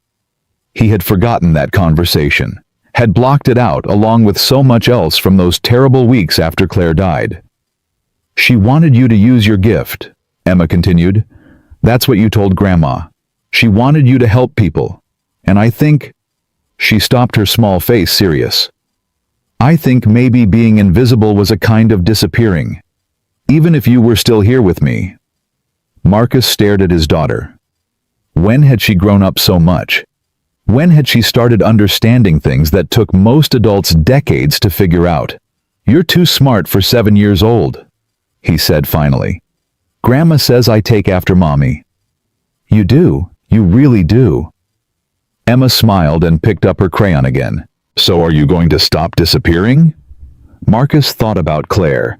about the promise he had made, about the years he had spent hiding from a world that had hurt him, protecting himself from expectations he was afraid he couldn't meet. And he thought about Emma, who had watched him be dismissed and diminished, who had learned lessons about worth and value from the way the world treated her father. "Yeah," he said. "I think I am." Derek returned from his phone call, and they resumed their discussion of the knowledge-based system. But something had shifted in Marcus. A decision had crystallized. A path had emerged from the fog of uncertainty that had surrounded his future since Claire died. He wasn't going to be invisible anymore. He wasn't sure yet what that meant, whether he would return to engineering or stay in facilities, but with an expanded role or find some new path entirely. But whatever he did, he would do it as himself. Fully present. Fully visible. For Emma. For Claire. For all the people like him who had been sorted into categories that had nothing to do with who they actually were. The meeting with Derek ended late in the evening. Emma had fallen asleep in her corner, her coloring book serving as a pillow. Her small body curled into a position that looked uncomfortable but somehow peaceful. Marcus gathered her gently, lifting her without waking her, and headed toward the elevator. The building hummed around him, the same building he had tended for 3 years, the same building that had revealed itself to him night after night, sharing its secrets with someone patient enough to listen. But tonight, it felt different. Tonight it felt like a beginning rather than an ending. He pressed the button for the ground floor and waited as the elevator descended. Emma stirred in his arms. "Daddy? Hey, sweetheart, we're going home." "Did you finish your meeting?" "Yeah, Derek and I made a lot of progress." "That's good." She yawned and nestled closer. "Daddy, yeah, I'm proud of you." Marcus's arms tightened around his daughter. "I'm proud of you too, sweetheart, more than you know." The elevator doors opened. Marcus stepped out into the lobby carrying his daughter, carrying 3 years of observations and insights, and suppressed expertise, carrying the memory of a wife who had told him not to disappear. He walked out of Hartwell Tower and into the night. Behind him, the building stood tall against the city skyline, its systems humming in perfect harmony, its secrets finally shared with people who were willing to listen. Marcus didn't look back. He was too busy looking forward. 1 year passed. Marcus learned that time moves differently when you stop hiding from it. The days felt fuller, more textured, weighted with meaning in ways they hadn't been since Claire died. He still worked at Hartwell Tower, but nothing else about his life remained the same. The knowledge-based system he had designed with Derek launched 6 months after the crisis. They called it the Observer Network, a name Emma had suggested one evening over dinner, her face bright with the pride of a child who had contributed something important. "Because that's what you do, Daddy. You observe.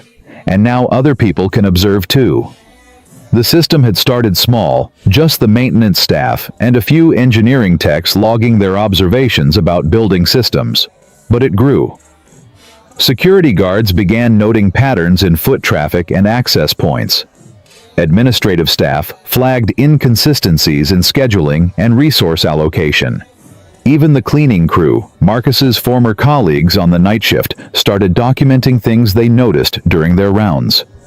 Within 3 months, the Observer Network had identified 17 potential issues before they became problems. A failing pump in the cooling system. A wiring degradation in the east stairwell. A ventilation imbalance that would have triggered air quality complaints within weeks. Hartwell Tower had become a building that listened to itself. And Marcus had become something he never expected to be, a voice that people sought out. "Mr. Webb, do you have a minute?" He turned from the console where he was reviewing the morning's observation logs. Sarah Chen, the junior analyst who had almost approached him during the crisis before Victoria's dismissal, cut her off, stood in the doorway of his new office. His office. The phrase still felt strange even after 6 months. "Of course. What's up?" Sarah stepped inside, tablet in hand. "We're seeing some unusual readings from the pressure sensors on 38. The pattern looks familiar, but I can't quite place it." Marcus gestured for her to show him. She handed over the tablet, and he studied the data with the practiced eye of someone who had spent years learning to read the building's language. 12-minute cycles, he murmured. Minor fluctuation, but consistent. That's what caught my attention. It reminded me of the original cascade. Yeah. He handed the tablet back. It's not the same problem, though. See how the amplitude is different. This is probably just sensor drift from the temperature changes we had last week. Run a manual calibration check and log it in the system. If the pattern persists after calibration, we'll dig deeper. Sarah nodded, relief evident on her face. Thank you. I wasn't sure if I was overreacting. You weren't. Noticing patterns is exactly what the observer network is for. Better to flag something that turns out to be nothing than to ignore something that turns out to be everything. She smiled. That's what you always say. Because it's true. Sarah left and Marcus turned back to his console. Through the glass wall of his office, he could see the operations hub, the same space where Victoria had dismissed him a year ago. The same space where Emma had stood in the doorway and declared that her daddy knew everything about this building. So much had changed since then. And yet, in the ways that mattered most, nothing had changed at all. He was still a father, still a widower, still a man who had chosen presence over prestige, who had built his life around a 7-year-old girl who needed him more than any career could. The difference was that now he did both. Emma arrived at his office at 3:30 p.m. as she did every day after school. Mrs. Patterson had retired at the end of the previous school year, and the new daycare arrangement involved Emma spending the last 2 hours of Marcus's workday in his office, doing homework at the small desk he had set up in the corner. "Daddy?" She burst through the door with the energy of an 8-year-old who had been sitting still for too long, her backpack bouncing against her shoulders, her braids flying behind her. "Hey, sweetheart, how was school?" "Good. We learned about ecosystems today." Mrs. Rodriguez said an ecosystem is like a building. Everything is connected, and if one part gets sick, it can make other parts sick too. Marcus smiled. Mrs. Rodriguez sounds smart. She is. I told her about the observer network, and she said it was like creating an immune system for the building, so it can fight off problems before they get bad. That's a good way to think about it. Emma settled into her corner desk and pulled out her homework. But instead of starting, she looked up at her father with the expression that meant a big question was coming. "Daddy, yeah. Do you ever miss being invisible?" The question caught him off guard. He set down his coffee and gave it the serious consideration it deserved. "Sometimes," he admitted. "Being visible is harder. People have expectations now. They want things from me. Sometimes I make mistakes and everyone sees." "But you didn't make mistakes when you were invisible." "I made plenty of mistakes. The difference is, nobody noticed, which meant nobody helped me fix them, but it also meant nobody judged me for them." Emma nodded, slowly processing this. So being invisible is like being safe, but also being alone. Marcus stared at his daughter. Sometimes she said things that made him wonder if she was actually 7 going on 40. "Yeah," he said. "That's exactly what it's like." "I don't think I'd want to be invisible," Emma said thoughtfully. "Even if it was safer. I'd rather have people see me and help me when I make mistakes." "That's because you're braver than I was." "No." Emma shook her head firmly. "It's because you taught me. You showed me that being seen is better than being safe." Marcus felt his throat tighten. "When did you get so wise?" "I learned from watching you, Daddy." She grinned. "And from Mommy. I talk to her sometimes in my head. She gives good advice." "What kind of advice?" "She told me to always tell the truth even when it's scary, and to never let anyone make me feel small, and to take care of you because you forget to take care of yourself sometimes." Marcus laughed, blinking back tears. "She's right about that last one." "I know. That's why I remind you to eat lunch." "And I appreciate it, sweetheart, more than you know." Emma returned to her homework and Marcus returned to his console, but his mind was elsewhere. He was thinking about Claire, about the advice she was apparently still giving from wherever she was. About the way she had always pushed him to be more than he thought he could be. Don't disappear, she had told him. He hadn't. Not anymore. At 5 p.m., Victoria appeared in his doorway. She looked different than she had a year ago. Not just her appearance, though she had softened her wardrobe, traded some of the sharp edges for something more approachable, but something in her bearing. The armor she had worn so visibly during the crisis had been replaced by something more flexible, more human. Got a minute? Marcus nodded. Emma. Miss Hayes and I need to talk. Can you work in the break room for a bit? Emma gathered her homework without complaint. As she passed Victoria in the doorway, she paused. Hi, Miss Hayes. Hi, Emma. How's third grade? Good. We're learning about ecosystems. That sounds interesting. It is. Did you know that if you remove one species from an ecosystem, it can cause a cascade that affects everything else? Kind of like what happened to the building. Victoria smiled. I did know that. Your daddy taught me.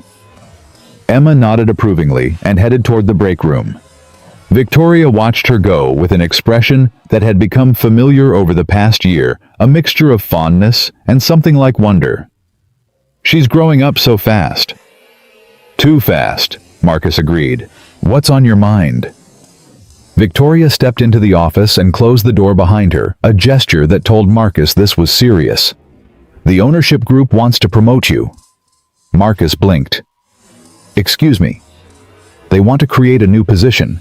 Director of Building Intelligence. You'd oversee the observer network, coordinate between maintenance and engineering, serve as a consultant for other properties in their portfolio. Significant salary increase. Corner office. The works. Marcus sat back in his chair, processing. I have a corner office. You have a converted storage room with a glass wall. It has a window. The window faces the parking garage. Despite himself, Marcus laughed. Fair point. Victoria didn't laugh. Her expression remained serious, almost anxious. This isn't charity, Marcus, and it's not guilt. The Observer Network has saved them hundreds of thousands of dollars in prevented failures. The other property managers are asking how they can implement something similar. You've created value, real measurable value, and they want to capture more of it. And they need me to do that. They need someone who understands the philosophy behind the system. Not just the technology, but the approach. The willingness to listen to people who are usually ignored. That's not something you can hire off the street. Marcus was quiet for a long moment. A year ago, he would have refused without hesitation. A year ago, visibility still felt like danger, and advancement felt like a betrayal of the choice he had made when Claire died. But a year ago, his daughter had stood in a doorway and told a room full of executives that her daddy was amazing. A year ago, he had learned that being invisible wasn't protection, it was just a slower way of disappearing. What about Emma? What about her? The hours, the travel to other properties. I became a janitor so I could be there for her. I'm not going to sacrifice that for a corner office that faces something better than a parking garage. Victoria nodded, as if she had expected this. The position would be flexible. Remote work options. No overnight travel unless absolutely necessary. They're willing to accommodate whatever you need to make it work for your family. Why? Because you're worth it. Victoria paused. And because I told them that if they wanted you, they'd have to work around your priorities, not the other way around. Marcus studied her face. You advocated for me. I advocated for common sense. You're the best person for this job. If they're not willing to make it accessible to you, they don't deserve you. That's... He stopped, searching for the right word. Thank you. Don't thank me yet. The board still has to approve the position. But Charles Whitmore is on board, and Margaret Chen has been your champion since the crisis. Reynolds might need some convincing, but I think we can get there. And if we can't, Victoria shrugged, then nothing changes. You keep doing what you're doing.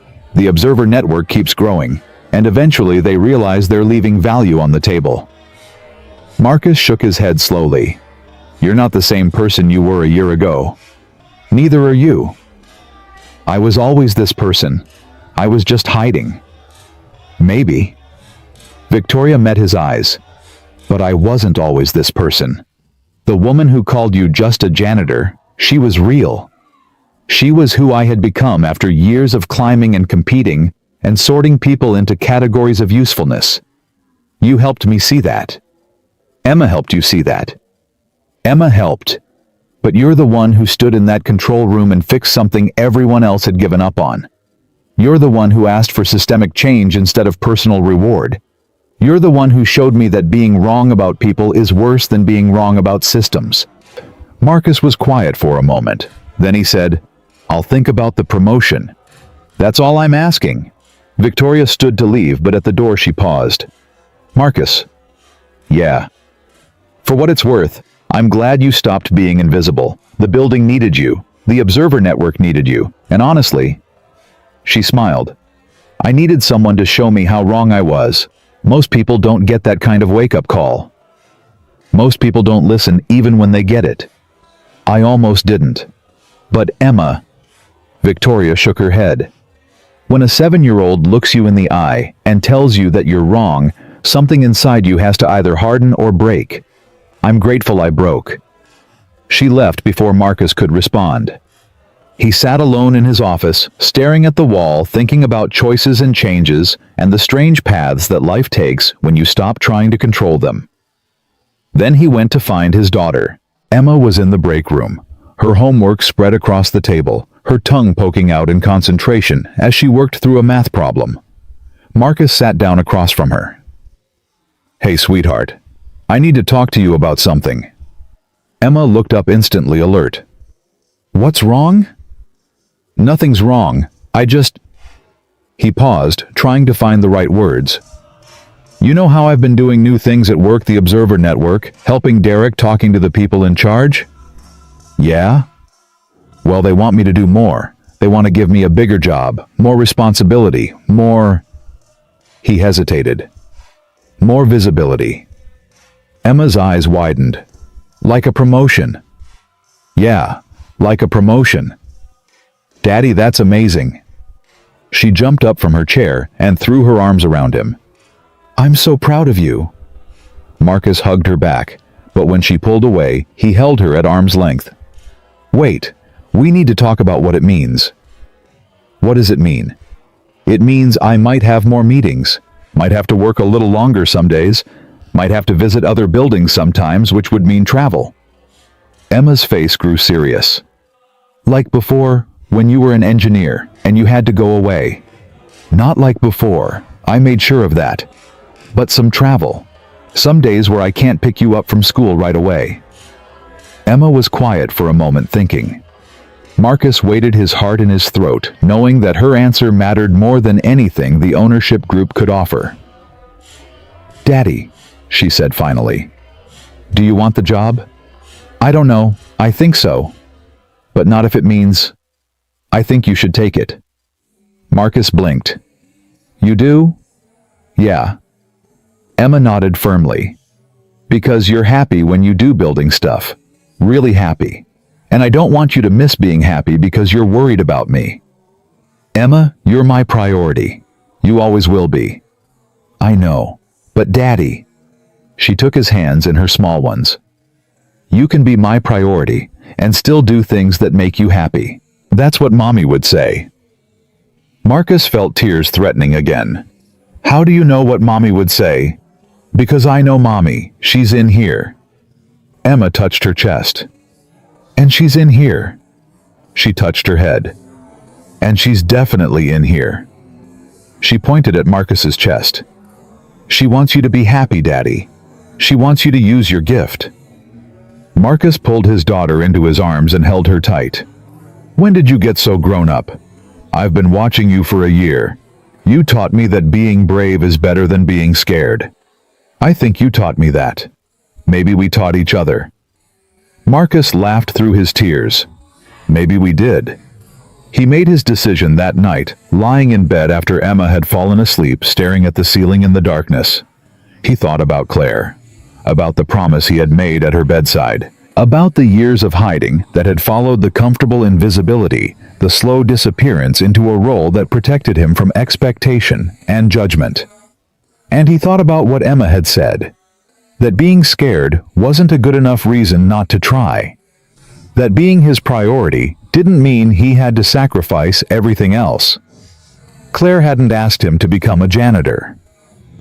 She had asked him to be present for Emma, to not disappear into work the way he had been doing before her diagnosis, to remember that his daughter needed a father more than the world needed another systems consultant. He had kept that promise. For 3 years he had been there for every school play, every nightmare, every question about why the world worked the way it did. But somewhere along the way, he had confused presence with invisibility. He had told himself that shrinking was the same as being there, that hiding his capabilities was necessary for being a good father. It wasn't. It never had been. Emma didn't need a father who hid. She needed a father who showed her what it looked like to be fully yourself, to use your gifts, to be seen to contribute to the world without apology. She needed him to stop disappearing. He called Victoria the next morning. "I'll take the job." The months that followed were hard, harder than Marcus had expected. He learned that visibility came with costs he hadn't anticipated. More eyes watching meant more opportunities for failure. More responsibility meant more pressure. More people depending on him meant more chances to let someone down. But he also learned that he wasn't alone. Derek became his unofficial second-in-command, handling the technical implementation of the Observer Network, while Marcus focused on strategy and training. Sarah Chen took over daily, monitoring her instincts growing sharper every week. Even the night shift cleaning crew, his former colleagues, became ambassadors for the system, mentoring new staff in the art of paying attention. And Emma remained his anchor. She was there when he came home frustrated from difficult meetings. There when he doubted whether he was capable of the role he had accepted. There when the weight of visibility felt like too much to bear. "Daddy, remember what you told me about the building? How it wasn't failing randomly, it was responding logically to bad information." Yeah, maybe that's what's happening with you. Maybe you're stressed because you're working with old information. You keep thinking you're not good enough because that's what people told you for a long time. But that information is wrong. You just have to teach yourself something different. Marcus stared at his 8-year-old daughter. "That's actually really smart." "I know," Emma grinned. "I get it from you." The 1-year anniversary of the crisis arrived on a Thursday. Victoria organized a small gathering in the operations hub, nothing elaborate, just coffee and pastries for the people who had been there when it happened. Derek came, and Sarah and a few others who remembered those tense 4 days when Hartwell Tower had teetered on the edge of catastrophe. And Emma, of course. Always Emma.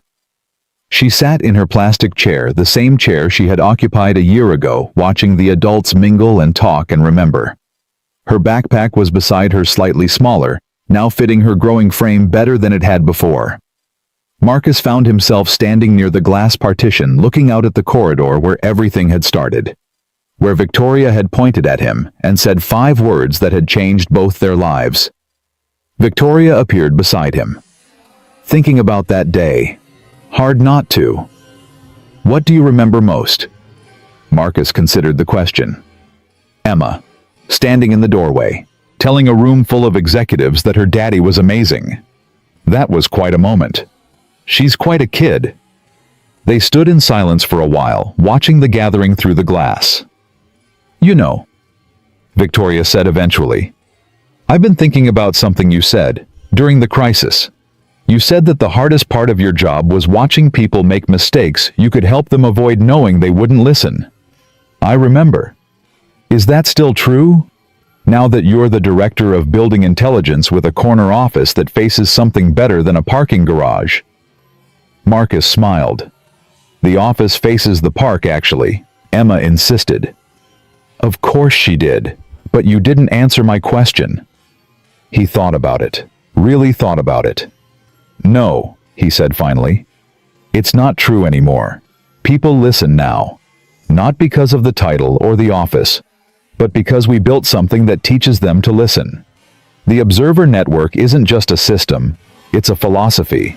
Everyone has something worth noticing. Everyone's observations have value. That sounds like something Claire would say. Marcus turned to look at her. How do you know about Claire? Emma told me, during one of our conversations. Victoria smiled at his surprise. What? You didn't think your daughter and I talk? I didn't know. She's remarkable, Marcus. She sees everything, notices everything, just like her father. She gets that from her mother. Maybe, but she learned to use it from you. Marcus was quiet for a moment. Then he said, "Thank you, Victoria." For what? For listening. A year ago, you made a choice that could have ended your career. You trusted a janitor over 7 consultants. You cleared a control room and gave me 4 hours to prove I was more than my uniform. I almost didn't. But you did. And because you did, Emma got to see her father be seen. That mattered to her. It still matters. Victoria's eyes glistened. I got something out of it too, you know. I got to watch someone teach me everything I thought I knew was wrong. I got to change. That's not nothing. No. Marcus agreed. It's not. Emma appeared at his elbow, her face eager with excitement. Daddy, can I make a toast? Marcus exchanged a glance with Victoria. A toast. Yeah, Mrs. Rodriguez taught us about toasts. She said they're how you celebrate important things with words. I know what a toast is, sweetheart. I'm just surprised you want to give one. I've been practicing. She looked up at him with those eyes, Claire's eyes full of determination and barely contained joy. Please. Marcus looked at Victoria, who shrugged. I'd like to hear it, she said. Okay. Marcus raised his voice to get the room's attention. Everyone, my daughter has something she'd like to say. The gathering quieted. All eyes turned to the small girl with the braids and the backpack, and the expression of someone who had something important to share. Emma cleared her throat. A year ago, a lady called my daddy just a janitor. She didn't know that he was the smartest person in the building. She didn't know that he could fix things nobody else could fix. She just saw his uniform and decided he wasn't important. The room was absolutely silent. But my daddy didn't give up. He kept trying to help even when people didn't want to listen. And when they finally listened, he fixed the building. He fixed it better than anyone else could. Emma looked at Victoria, and her expression softened. The lady who said those mean words, she's different now. She listened. She learned. She became my daddy's friend. And that's important too, because it means people can change. Even grown-ups who think they already know everything. A soft laugh rippled through the room. My daddy taught me that everybody has gifts, not just the people with big offices and fancy degrees, the security guards, the cleaning people, the people who make sure the building works every single day. They all see things, they all know things, and when you listen to them, you can fix problems before they even happen. She raised her juice box. So this is my toast. To the people who pay attention, to the people who listen, and to my daddy, who showed everyone that nobody is just anything. She took a sip of her juice. For a moment, nobody moved. Then Victoria started clapping, and Derek, and Sarah, and everyone else in the room, a wave of applause that seemed too large for the small gathering it came from. Emma blushed and retreated to her father's side. Marcus wrapped an arm around her shoulders and pulled her close. That was beautiful, sweetheart. I practiced in the mirror last night. It showed. Daddy. Yeah. Is Mommy proud of us? Marcus felt his heart clench. He looked around the room at the people who had become his colleagues, his allies, his friends. At Victoria, who had transformed from adversary to advocate. At Derek, who had believed in him when belief was scarce. At the building that had revealed its secrets to someone patient enough to listen. And he thought about Claire, about her faith in him, about her final request. Don't disappear. Yeah, sweetheart, he said. I think she's very proud. The gathering wound down as the afternoon faded into evening. People returned to their desks, their tasks, their lives. The operations hub emptied until only Marcus and Emma remained standing by the window, watching the city lights begin to flicker on. "Daddy." "Yeah."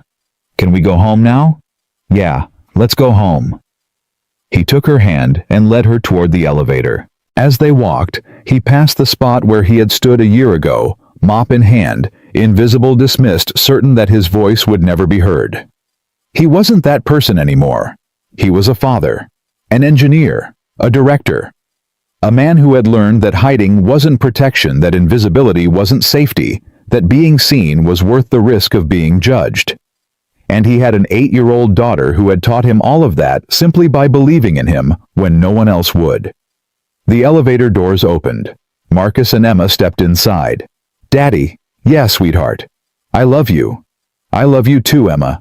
More than anything in the world." The doors closed. The elevator descended. And Marcus Webb, former janitor, current director, forever father, went home with his daughter, carrying nothing but the knowledge that he had finally become the man his wife had always believed he could be. Because in the end, that was the only truth that mattered. No one is just anything. Every person contains world's hidden depths, unexpected gifts, capabilities waiting to be recognized by anyone willing to pay attention. The building knew this now. Its people knew this. And Marcus Webb, who had spent 3 years being invisible, had finally learned to let himself be seen.